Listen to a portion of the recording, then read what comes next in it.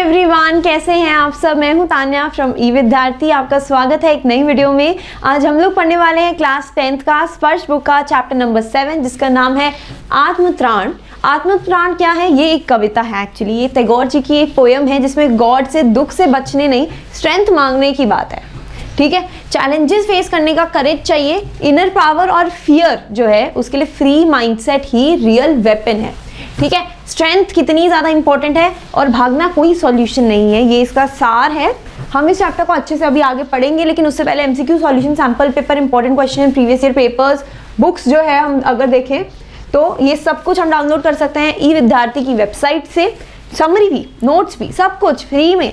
जल्दी जाओ डाउनलोड करो, लिंक जो है नीचे डिस्क्रिप्शन बॉक्स में है। चलिए अब हम चैप्टर को स्टार्ट करते हैं। नमस्कार।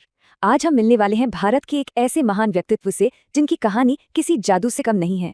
एक कवि, एक संगीतकार, एक चित्रकार और एक विचारक। इनका नाम है रविंद्रनाथ ठाकुर। जी हाँ, ये हैं रविंद्रनाथ ठाकुर, भारत के सबसे पहले नोबेल पुरस्कार विजेता। पर यह तो उनकी पहचान का बस एक छोटा सा हिस्सा है। चलिए आज उनकी जिंदगी की किताब के कुछ पन्ने पलटते हैं और जानते हैं उन्हें थोड़ा और करीब से। तो चलिए मिलते हैं रविंद्रनाथ ठाकुर जी से, जिन्हें लोग प्यार से गुरुदेव भी कहते हैं।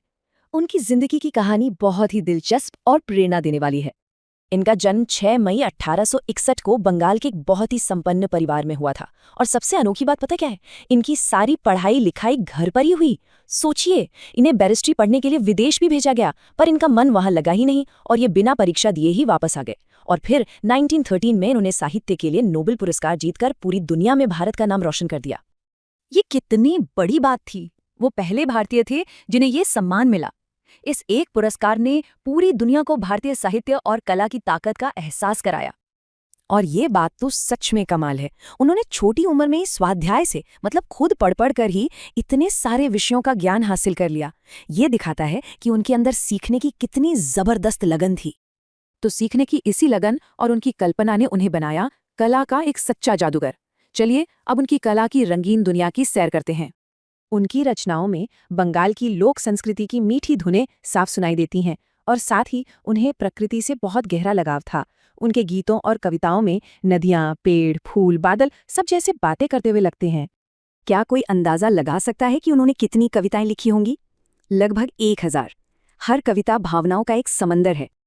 और बात सिर्फ कविताओं तक ही नहीं रुकी, उन्होंने लगभग 2000 गीत भी लिखे हैं। है ना कमाल की बात? उनकी रचनात्मकता की कोई सीमा ही नहीं थी।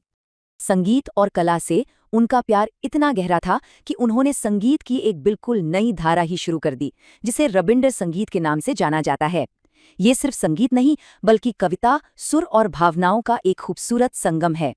वो चाहते थे कि पढ़ाई सिर्फ किताबों और कमरों तक सीमित न रहे। इसीलिए उन्होंने शांति निकेतन बनाया, एक ऐसी जगह, एक ऐसा स्कूल जहां बच्चे प्रकृति की गोद में खुले आसमान के नीचे सीखते थे। ये अपनी तरह का एक अनोखा संस्थान माना जाता है। और हाँ, उनकी सबसे प्रसिद्ध काव्य कृति है गीतांजलि। इसी के लिए उन्हें नोबेल पुरस्कार से सम्मानित किया गया था। वैसे इसके अलावा भी उन्होंने नैवेद्य, गोरा, काबुलीवाला जैसी ढेरों महान रचनाएं हमें दी हैं। तो अब हम उस कविता के भाव को समझने की कोशिश करते हैं जो आज हमारे साथ है। ये कविता हमें सिखाती है कि जीवन में अपनी लड़ाई खुद लड़ने की ताकत क्या होती है। इस बात को बहुत ही सुंदर उदाहरणों से समझाया गया है। देखिए, कोई भी इंसान तैरना सीखने वाले को पानी में तो उतार सकता है, पर जब तक वो खुद हाथ पैर नहीं चलाएगा वो तैराक नहीं बन पाएगा, है ना? इसी तरह परीक्षा देने जाते समय बड़े हमें आशीर्वाद तो दे सकते हैं, पर परीक्षा तो हमें खुद ही देनी पड़ती है। और सोचिए, जब दो पहलवान कुश्ती लड़ रहे होते हैं तो दर्शक उनका उत्साह तो बढ़ाते हैं, पर लड़ना तो उन्हें खुद ही पड़ता है। और बस यही सोच हमें कवि गुरु की एक बहुत ही अलग तरह की प्रार्थना की ओर ले जाती है। उनकी प्रार्थना आम प्रार्थनाओं जैसी नहीं है। कविगुरु ये मानते हैं कि प्रभु में, यानी ईश्वर में, सब कुछ संभव कर देने की ताकत है। वो हर मुश्किल को आसान बना सकते हैं। लेकिन इसके बावजूद वो ये बिल्कुल नहीं चाहते कि ईश्वर ही उनके लिए सब कुछ कर दे। ये थोड़ी हैरान करने वाली बात है ना? वो तो ये कामना करते हैं कि जीवन में कोई भी मुसीबत आए, कोई भी मुश्किल घड़ी हो, तो उससे लड़ने का संघर्ष वो खुद करे, ईश्वर को कुछ भी ना करना पड़े। तो फिर सवाल ये उठता है कि आखिर वो अपने प्रभु से चाहते क्या हैं? अगर वो मदद नहीं मांग रहे तो फिर उनकी प्रार्थना में क्या है? इस सवाल का जवाब ही इस कविता की आत्मा है। और इस खूबसूरत आत्मा को हम तक पहुंचाने का काम एक बहुत बड़े विद्वान ने किया है। रविंद्रनाथ ठाकुर की ये कविता मूल रूप से बांग्ला भाषा में थी। इसका हिंदी में अनुवाद श्रद्धेय आचार्य हजारी प्रसाद द्विवेदी जी ने किया है और उनका योगदान हिंदी साहित्य में बहुत ही बड़ा है। और द्विवेदी जी का ये अनुवाद इतना अद्भुत है कि ये हमें बताता है कि एक अच्छा अनुवाद कैसे किसी रचना के सिर्फ शब्दों को नहीं बल्कि उसकी असली आत्मा को, उसके असली भाव को भी एक भाषा से दूसरी भाषा में पहुंचा सकता है। ये एक ऐसी प्रार्थना है जो हमारी प्रार्थना के बारे में बनी बनाई सोच को पूरी तरह से बदल सकती है। जरा सोचकर देखिए, जब हम ईश्वर के सामने हाथ जोड़ते हैं तो आमतौर पर क्या मांगते हैं? यही ना कि हे ईश्वर, हमारी मुश्किलें दूर कर दो, हमें संकटों से बचा लो। पर क्या कोई ऐसी भी प्रार्थना हो सकती है जो ईश्वर से कहे कि मुझे बचाइए मत, बस मुझे लड़ने की, जूझने की हिम्मत दीजिए? आज हम जिस कविता को समझने जा रहे हैं वो इसी एक क्रांतिकारी विचार पर आधारित है। तो चलिए एक नजर डालते हैं कि आज इस सफर में हम कविता की किन किन गहराइयों में उतरेंगे। हम सबसे पहले इस अनोखी प्रार्थना का परिचय लेंगे, फिर एक एक करके कवि की हर भावना को, उनके आत्मबल की कामना को, दुख पर विजय पाने की इच्छा को और उनके अटूट विश्वास को समझेंगे और आखिर में जानेंगे कि आत्मत्राण का सच्चा मतलब क्या है। तो आइए इस यात्रा की शुरुआत करते हैं। ये खूबसूरत कविता, जिसे मूल रूप में बांग्ला भाषा में गुरुदेव रविंद्रनाथ टैगोर ने लिखा था, उसका हिंदी में बहुत ही सुंदर अनुवाद आचार्य हजारी प्रसाद द्विवेदी जी ने किया है। और ये कविता, ये सिर्फ शब्द नहीं है, ये प्रार्थना की पारंपरिक धारणा को, उसकी परिभाषा को ही चुनौती देती है। जरा इस स्लाइड पर गौर कीजिए, देखिए दो तरह की प्रार्थनाओं में कितना बड़ा अंतर है। एक तरफ है सामान्य प्रार्थना जो कहती है हे ईश्वर मुझे बचाओ, और दूसरी तरफ है आत्मत्राण जो कहती है मुझे लड़ने की शक्ति दो। एक तरफ हम कहते हैं मेरा दुख हर लो, और दूसरी तरफ कवि कहते हैं मैं दुख पर विजय पाऊं। यही इस कविता का मूल सार है। ये बचाव नहीं बल्कि सामर्थ्य की मांग करती है। चलिए अब कविता के पहले हिस्से की ओर बढ़ते हैं। यहाँ कवि की जो पहली मांग है वो समस्या से छुटकारा पाने की है ही नहीं, बल्कि उस समस्या के आने पर हमारा मन कैसा हो उसे बदलने की है। कवि कहते हैं विपदाओं से मुझे बचाओ, ये मेरी प्रार्थना नहीं। सोचिए कितनी बड़ी बात कह दी है। वो ईश्वर से, उस करुणामय से ये नहीं कह रहे हैं कि मेरे जीवन में विपदाएं यानी मुश्किलें और संकट आए ही नहीं। वो तो बस इतना मांग रहे हैं कि केवल इतना हो करुणामय, कभी न विपदा में पाऊं भय। मतलब जब मुसीबतें सामने खड़ी हों तो मैं डरूं नहीं, मेरा मन भय से कांपे नहीं। ये आत्मबल और निर्भयता की पहली और सबसे गहरी मांग। अब हम कविता के अगले भाव की ओर चलते हैं, जहां कवि सिर्फ डर से मुक्ति नहीं बल्कि दुख के ऊपर एक आंतरिक जीत की कामना करते हैं। देखिए कवि यहाँ क्या कह रहे हैं, दुख ताप से व्यथित चित्त को न दो सांत्वना नहीं सही। इसका मतलब है कि जब मेरा मन, मेरा चित्त दुखों की आग में जल रहा हो, पीड़ा से व्याकुल हो, तो मुझे आपकी झूठी सांत्वना, आपकी सहानुभूति नहीं चाहिए। मुझे कोई दिलासा न भी मिले तो चलेगा, बल्कि पर इतना होवे करुणामय, दुख को मैं कर सकूं सदा जय। मुझे तो वो शक्ति चाहिए कि मैं उस दुख को हमेशा के लिए जीत सकूं, उस पर विजय प्राप्त कर सकूं। अब इन पंक्तियों की गहराई को समझिए।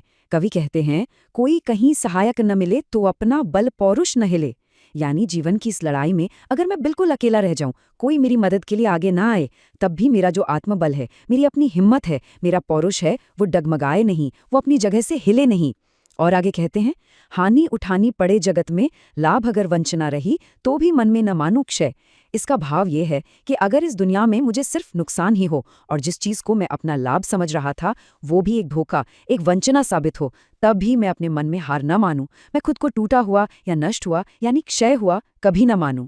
ये आत्मसम्मान और आंतरिक शक्ति की पराकाष्ठा है। तो देखिए इन पंक्तियों में हमने तीन बहुत ही महान भावों को देखा। पहला है आत्मनिर्भरता, यानी किसी बाहरी सहारे की उम्मीद ही न करना। दूसरा है अटल पौरुष, मतलब अपनी हिम्मत और शक्ति पर अटूट विश्वास रखना।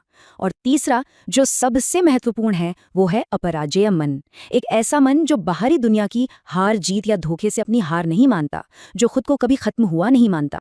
अब कविता के अगले हिस्से पर आते हैं, जहां कवि और भी ज्यादा साफ साफ बताते हैं कि उन्हें आखिर किस तरह की शक्ति और निर्भयता चाहिए। ये एक अनुनय है, एक बहुत ही विनम्र निवेदन। यहाँ कवि कहते हैं मेरा त्राण करो अनुदिन तुम, यह मेरी प्रार्थना नहीं। त्राण का मतलब है उद्धार या रक्षा, और अनुदिन का मतलब है हर रोज। तो कवि ये बिल्कुल नहीं चाहते कि ईश्वर रोज रोज आकर उन्हें बचाते रहें। तो फिर वो चाहते क्या है? बस इतना होवे करुणामय, तरने के हो शक्ति अनामय। मुझे तो बस इस जीवन के सागर को, इन मुश्किलों को पार करने की, यानी तैर कर पार जाने की अनामय शक्ति चाहिए। अनामय एक बहुत सुंदर शब्द है। इसका अर्थ है रोग मुक्त या स्वस्थ, यानी मुझे ऐसी आंतरिक शक्ति दो जो कभी बीमार न पड़े, जो कभी कमजोर न हो। इन पंक्तियों में तो जैसे पूरा जीवन दर्शन छिपा है। मेरा भार अगर लघु करके न दो सांत्वना नहीं सही। कवि कह रहे हैं कि मेरे जीवन का जो बोझ है, मेरी जिम्मेदारियां हैं, आप उन्हें कम मत कीजिए। मुझे ये दिलासा भी मत दीजिए कि तुम्हारी मुश्किलें कम हो जाएंगी, वो नहीं भी चलेगा। केवल इतना रखना अनुनय, मेरी तो बस इतनी सी प्रार्थना है कि वहन कर सकूं इसको निर्भय, कि मैं इस बोझ को, चाहे वो कितना भी भारी क्यों ना हो, बिना डरे निर्भय होकर उठा सकूं। बोझ कम ना हो, पर उसे उठाने वाले कंधे मजबूत हो जाएं। और अब हम पहुंचते हैं कविता के अंतिम और सबसे मार्मिक हिस्से पर। ये वो सबसे बड़ा वरदान है जिस पर कवि द्वारा मांगी गई हर शक्ति, हर हिम्मत टिकी हुई है। ये अटूट विश्वास की प्रार्थना है। कवि कहते हैं, नत शिर होकर सुख के दिन में, तब मुख पहचानूं छिन छिन में। इसका कितना सुंदर अर्थ है कि जब मेरे जीवन में सुख के दिन हो, जब सब कुछ अच्छा चल रहा हो, तब मेरा सिर अहंकार से तन न जाए, बल्कि विनम्रता से आपके सामने झुका रहे, यानी नतशिर रहे। और मैं हर पल, हर क्षण, यानी छिन छिन में ये याद रखूं, ये पहचान सकूं कि ये सुख आपकी ही कृपा से मिला है। मैं सुख के नशे में आपको भूल न जाऊं। और ये है कविता की अंतिम और शायद सबसे शक्तिशाली पंक्तियां। कवि कहते हैं, दुख रात्रि में करे वंचना मेरी जिस दिन निखिल मही, यानी दुखों की सबसे घनी, सबसे कानी रात में जब ये सारी दुनिया, ये निखिल मही मुझे धोखा दे जाए, मेरा साथ छोड़ दे, उस दिन ऐसा हो करुणा मैं तुम पर करूं नहीं कुछ संशय। हे ईश्वर, बस इतनी कृपा बनाए रखना कि उस दिन भी, उस घोर अकेलेपन और निराशा में भी आपके होने पर, आपकी करुणा पर मुझे जरा सा भी शक, जरा सा भी संशय न हो। यही कवि की अंतिम और सबसे बड़ी प्रार्थना है। उन्होंने जितनी भी शक्ति मांगी, जितनी भी हिम्मत मांगी, वो सब बस इसी एक बिंदु तक पहुंचने के लिए थी कि जब कोई भी साथ ना हो, हर तरफ अंधेरा ही अंधेरा हो, तब भी ईश्वर पर विश्वास बना रहे। यही वो अटूट विश्वास है जो इंसान को किसी भी हाल में टूटने नहीं देता। तो इन सभी भावों को एक साथ पिरोने के बाद अब हम इस कविता के शीर्षक आत्मत्राण के असली अर्थ तक पहुंचते हैं। आत्मत्राण का शाब्दिक अर्थ है आत्मा का त्राण, यानी अपनी रक्षा स्वयं करना, अपना उद्धार अपने ही प्रयासों से करना। ये पूरी कविता इसी एक भाव को स्थापित करती है। सच्चा उद्धार ईश्वर से मांगी हुई भीख नहीं है, बल्कि ईश्वर पर अटूट विश्वास रखकर अपने ही आत्मबल से मुसीबतों के सागर को पार करना है। ये बचाव की नहीं, बल्कि आत्मशक्ति को जगाने की प्रार्थना है। उम्मीद करती हूँ आपको चैप्टर अच्छे से समझ आ गया हो, और अगर आ गया, do like, share and subscribe. मैं आपसे मिलती हूँ दूसरी वीडियो में। Till then take care, bye.